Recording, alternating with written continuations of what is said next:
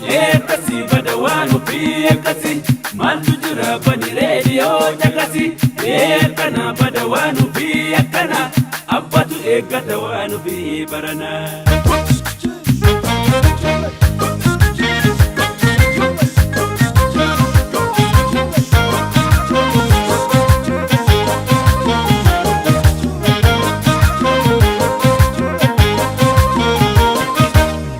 Bekani akka lubbuun koo si jaalatu Odoo bekani akka lubbuun koo si jaalatu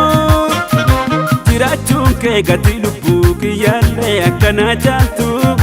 Silaan hawwanii odoo bekanii jennoo koo Si eeguudhaaf akka wareegamtu lubbuun koo Si eeguudhaaf akka wareegamtu lubbuun koo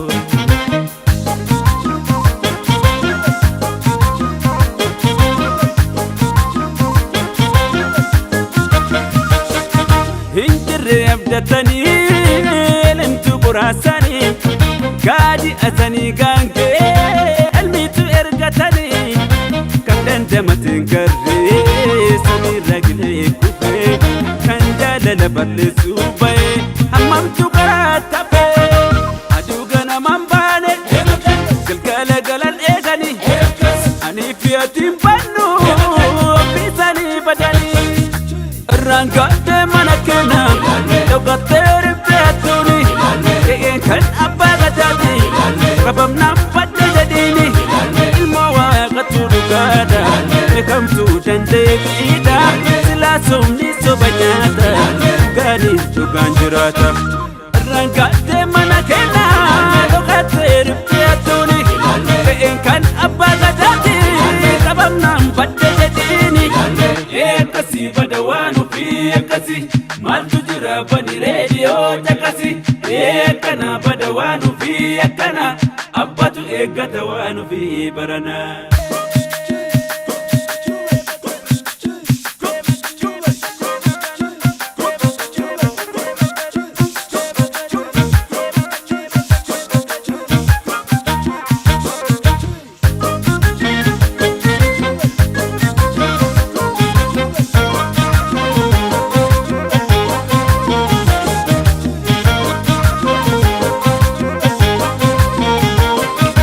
Odoo bekani akka lubbuun koo si jaalatu Odoo bekani akka lubbuun koo si jaalatu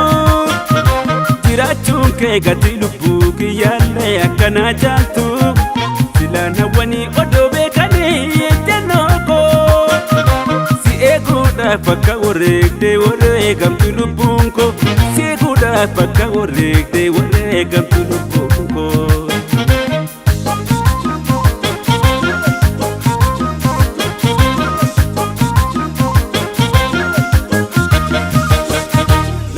Jennaan diddanii leenca jisu kaaftanii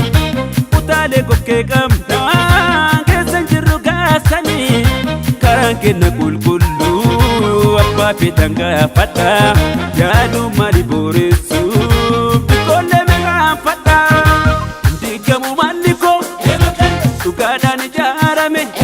Simmilkooftu yaalini yaallaan hundu nyaatame Rangaatee mana keenya Lokater betuni Keen kan abba gajati Rabam nampate jadini Ilmo waqatu dugada Mekamtu dandekida Sila sawni sobanyata Duganis dugan jirat Rangate mana kena Lokater